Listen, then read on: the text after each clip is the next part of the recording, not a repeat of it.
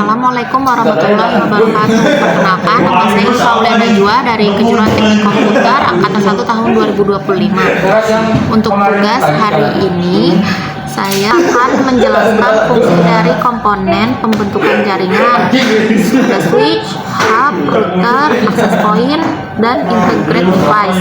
Lalu yang kedua menjelaskan perbedaan antara switch dan hub. Lalu yang ketiga menjelaskan jenis kabel jaringan yang ada. Lalu yang keempat sebutkan dan jelaskan standarisasi T568A dan T568B. Lalu yang terakhir menjelaskan kegunaan dari kabel cross dan strike. Lalu yang pertama ada switch. Switch adalah perangkat jaringan yang menghubungkan beberapa perangkat dalam satu jaringan lokal atau LAN.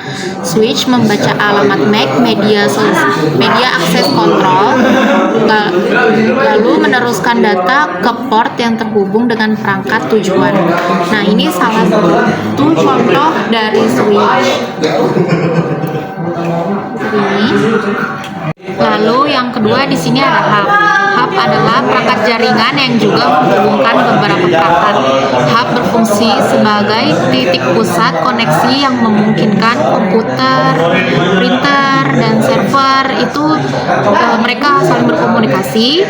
Selain itu, hub itu sifatnya broadcast gitu ya. Jadi dia tuh mengirimkan semua data ke semua port juga, sehingga kurang efisien dia dan juga dia dapat menyebabkan tabrakan data. Nah, ini salah satu contoh hub dia. Yang ketiga ada router. Router merupakan perangkat dengan dua fungsi utama dalam jaringan internet. Yang pertama, fungsi sebagai penyedia akses internet untuk semua perangkat yang terhubung. Contohnya itu seperti akses point. Lalu fungsi yang kedua yaitu menghubungkan berbagai perangkat seperti komputer, laptop, smartphone, dan printer untuk membentuk jaringan lokal, area, network, atau LAN. Lalu router juga bisa menghubungkan beberapa koneksi internet dan memiliki kemampuan memilih jalur terbaik untuk mengirim data. Beberapa router wireless, router yang dapat menghubungkan jaringan dengan teknologi berbeda.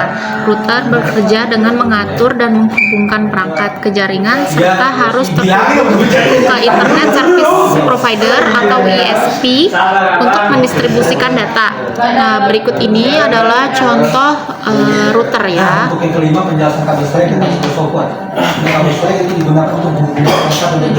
Lalu yang keempat ada access point. Access point adalah perangkat yang menghubungkan perangkat nirkabel seperti laptop, handphone ke jaringan kabel dan mengatur pengiriman data dari klien. Access point menggunakan gelombang elektromagnetik pada frekuensi 5 GHz atau 2,4 GHz. Fungsinya untuk memperluas jangkauan LAN dan meningkatkan jumlah pengguna. Access point berfungsi sebagai perantara mengubah sinyal Ethernet dari router menjadi sinyal nirkabel untuk perangkat akhir yang menggunakan Wi-Fi. Contohnya seperti ini access point. Lalu yang kelima ada integrate device. Integrate device adalah perangkat yang menghubungkan beberapa fungsi jaringan seperti modem, router, switch, access point dalam satu alat. Ya, itu salah satu contohnya ini seperti ini. Ini WiFi yang suka ada di rumah-rumah kita.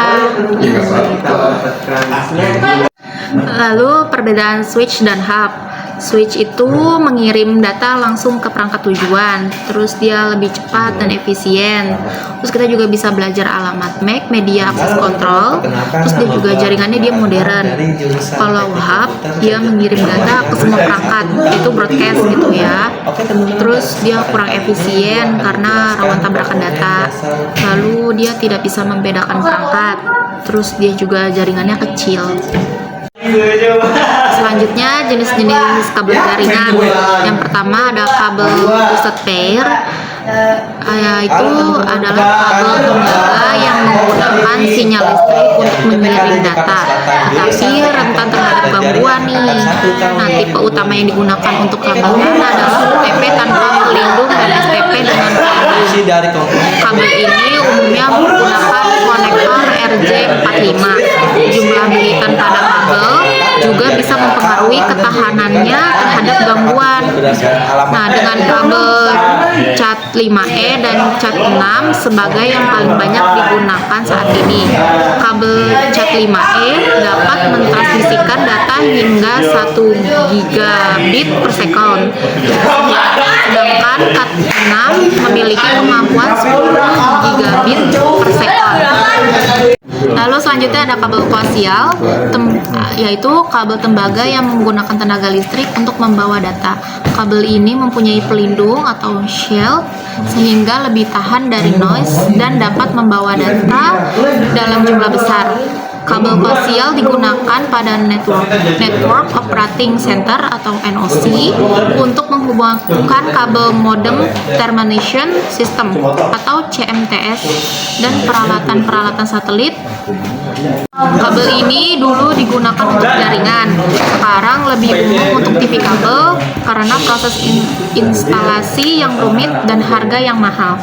Lalu ada kabel fiber optik, kabel serat kaca yang menggunakan cahaya untuk mengirim data yang terdiri dari 2 bagian kabel terpisah yang berfungsi untuk mengirimkan dan yang satunya untuk menerima data.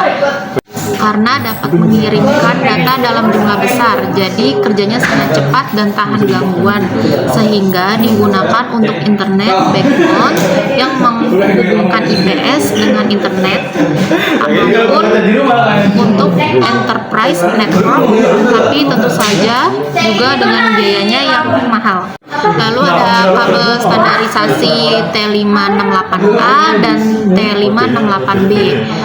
Nah, standar urutan warna kabel konektor RJ45 ini keduanya digunakan untuk membuat kabel jaringan UTP.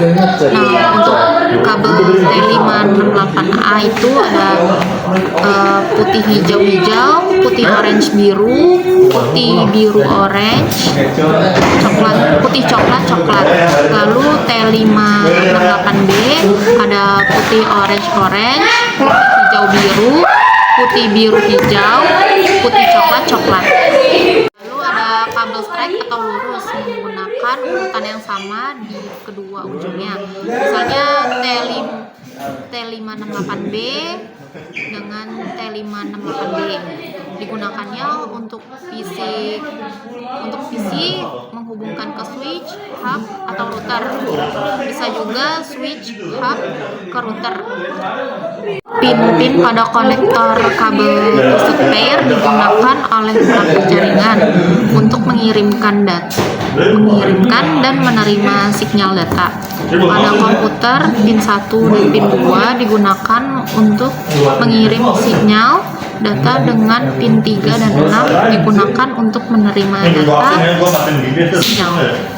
Lalu selanjutnya kabel cross atau silang menggunakan urutan T568A di satu ujung dan T568B di ujung lainnya. Digunakan untuk PC ke PC, switch ke switch, router ke router. Pin-pin pada konektor kabel twister pair digunakan oleh perangkat jaringan untuk mengirimkan dan menerima sinyal data pada komputer. Pin 1 dan 2 digunakan untuk mengirim sinyal data, sedangkan pin 3 dan 6 digunakan untuk menerima sinyal data. Sekian video penjelasan saya hari ini, semoga bisa dimengerti teman-teman dan teman-teman juga suka. Wassalamualaikum warahmatullahi wabarakatuh.